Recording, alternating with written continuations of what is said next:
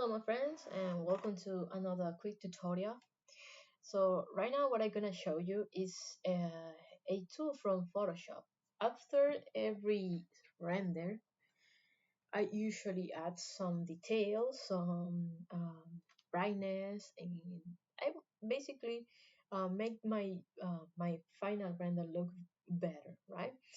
So sometimes with Maya itself is not enough, correct? So basically, what I have created right now is a CAM mockup, and what you see is like the whole render. I usually render it separate. So first the object, then background and shadows and like that, correct? So this time I decided to do it different, and I think like if you're doing something similar, it's gonna save you time, correct? So I create a copy just for to use the copy and not the original. Um, so this tool right here, it's object selection tool. So just press this one, and then it's gonna select.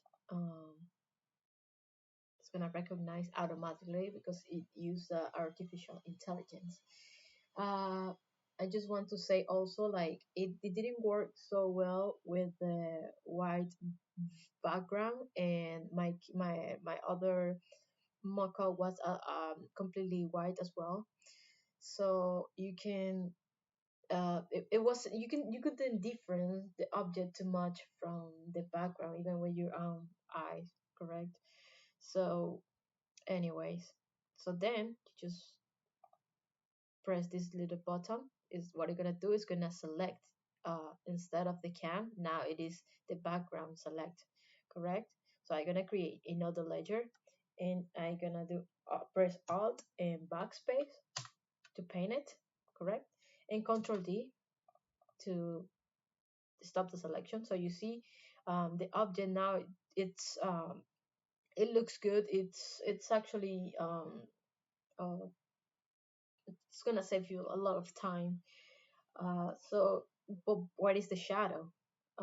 What I do is like just go ahead and multiply. You can play with this, you know, but multiply.